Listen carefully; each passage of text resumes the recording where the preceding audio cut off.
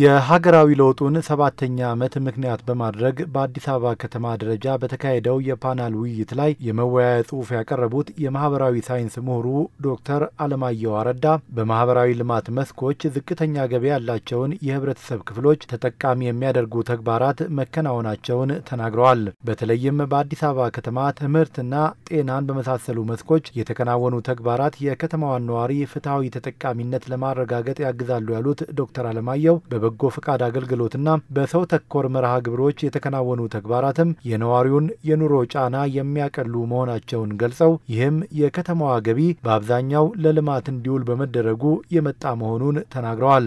አዲስ አበባ ከተማ ለምሳሌ ዛሬ ከምትሰበስበው በጀት ላይ ምን ያህሉን ነው ወደ ማህበራዊ ልማት እየመለሰች ያለችው ስንል አንድ ነገር ማስታወስ አለብን።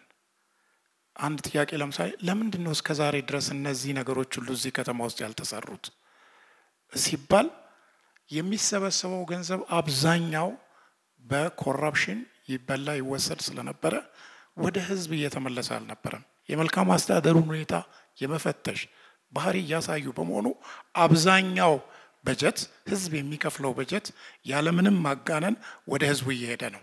ግን ይሄ የአዲስ አበባ ከተማን በሙሉ ችግሮች አጥቦ ጨርሷል ወይ?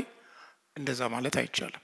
በኢኮኖሚ ልማት መስክ የተከናወኑ ተግባራት ከአፍሪካ 5 ታላላቅ ኢኮኖሚዎች አንዱን እንድትገነባ አስችለዋታል ያሉት የምጣኔ ሀብት ምሁሩ አቶ ዘመዴነህ ንጋቱ በሚቀጥሉት 20 ዓመታት ኢኮኖሚው ከዓለም ተመራጭ መዳረሻዎች አንዱ እንደሚሆን ዓለም አቀፍ ተቋማት ሳይቀር ትንበያ ማስቀመጣቸውን ጠቅሰዋል።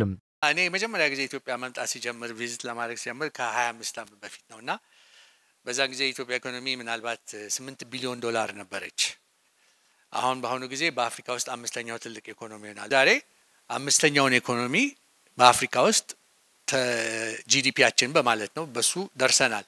ናው ይሄ ጀማሪዎች ነን ማለት እንችላለን። እንደውም ይሄ በቅርብ ጊዜ አሜሪካ ነገር ያለ ትልቅ ኢንቨስትመንት ባንክ ጎልድማን ሳክስ የሚባለው እኛ የምናውቀው አብረናቸው የምንሰራው ድርጅት የዓለም ኢኮኖሚዎች ወደፊት ምን ይመስላሉ ብሎ የሰሩት ፎርካስቶች ትንበያ አለ እና በሚቀጥለው 20 ዓመት አሁን ካለነው ኢኮኖሚ ጂዲፒ 8 ጊዜ እጥፍ ይሆናል ነው። የአዲስ አበባ ከተማ የኮሪደር ልማት የከተማዋን ኢኮኖሚ በከፍተኛ ደረጃ የሚያሳድግና ተመራጭ የኢንቨስትመንት መዳረሻ ጭምር የሚያደርጋት መሆኑንም ነው አቶ ዘመዴነህ የገለጹት። በእኛ ያለንበት ሴክተር በምን ኢንቨስትመንት ላይ ፋብሪካቸውን ኬንያ ኢትዮጵያ ሰርተው ሄድኳርተርስ ናይሮቢ ያሉ ካምፓኒዎች አቃለው ኤክስፓርቶቻቸው ኮዝሞፖሊታን ስለሆነ ናይሮቢ ይባላል። ኦኬ we have to admit በፊት ነበርና ኮሪዶር ፕሮጀክትን ማየት ያለብን ብዙ ለውጥ ያመጣ ስለሆነ እንደ ብልጭልጭ አይባል። we need to respect አንድ ነገር ጥሩ ሲሰራ ማመስገን የተሳሳተ ካለ ይሄ ግን unmistakable የሆነ accomplishment ነው። ይሄንን የመሰለ ከተማ አይደለም በአንድ አመት ውስጥ ነው ለውጥ የመጣውና ይሄንን እንደ መነሻ አድርገን በአገር ደረጃም ትራንስፎርም ትልቅ አገር ነን ትልቅ እንሆናለን ስንል በስራ ነው የምናሳየው። በዲፕሎማሲው መስክ የጎረቤት ሀገራትን ቅድሚያ በመስጠት የአፍሪካን የእርስ በርስ ትስስር ለማጠናከር የተሰራው ስራ ስኬታማ ከሚባሉት ውስጥ መሆኑን ያነሱት ደግሞ አምባሳደር ዲና ሙፍቲ ናቸው።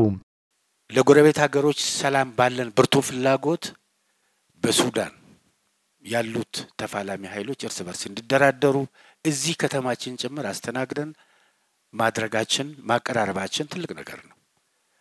በደቡብ ሱዳን ያለውንም ችግር እንዲፈቱ በየጊዜው በኢትዮጵያ በኩል የተደረገው ዲፕሎማሲያዊ ጥረት በጣም ጉልህ ነበር ለማለት ነው። በአፍሪካ ደረጃ ውህደት እንዲፈጠር ንግድ ኢንቨስትመንት እንዲሰፋ ነፃ የአፍሪካ ንግድ ቀጠና የሚባለው እንዲጸድቅ በኢትዮጵያ በኩል የተደረገው ግንባር ቀደም ጥረት በጣም ከፍተኛ ነበር። አሁን ኦሬዲ ነፃ የንግድ ቀጠናው ጸድቆ ወደ ስራ እየተገባ ያለበት ሁኔታ ነው ያለው። እኛ ደግሞ በበኩላችን የዚህ የአፍሪካን ትብብር ኢንቴግሬሽን ለማጠናከር በጎረቤት ሀገሮች ያደረግናቸው ያሉ ነገሮች በጣም ከፍተኛ ናቸው። በግብርና ቅድም በግብርና መስክ የተገኘውን ውጤት ተነግሯል። በአረንጓዴ ልማት የተገኘውን ውጤት ለነሱም የማካፈል ስራ ተሰርቷል። ይሄም ትልቅ ዲፕሎማሲያዊ እንቅስቃሴ ነው። የዲፕሎማሲ ስራው ኢትዮጵያ በዓለም አቀፍ መድረክም ተሰሚነቷን ያሳደገችበት መሆኑንም ነው አምባሳደር ዲና የተናገሩት። የብሪክስ አባልነትም ቀላል አይደለም። የግንኙነት አድማሳችንን አስፍቶታል። አንድ በመልቲላተራል ደረጃ በድርጅቱ መድረክ፣ ሁለተኛ በባይላተራል ደረጃ በድርጅቱ ውስጥ ባሉት አገሮች አፍሪካ በተባበሩት መንግስታት ድርጅት የጸጥታ ጥበቃ ምክር ቤት መቀመጫ እንድታገኝ ቢያንስ 2 መቀመጫ እንዲኖራት ኢትዮጵያ በግንባር ቀደምትነት ጥረት እያደረገች ያለችበት ሁኔታ ነው። ሌላው በህዳሴ ግድብ ግንባታ ላይ በታችኛው ተፋሰሱ ሀገር ተጋርጦብን የነበረን ችግር ኦልሬዲ በዲፕሎማሲው ያከሸፍንበት ነው።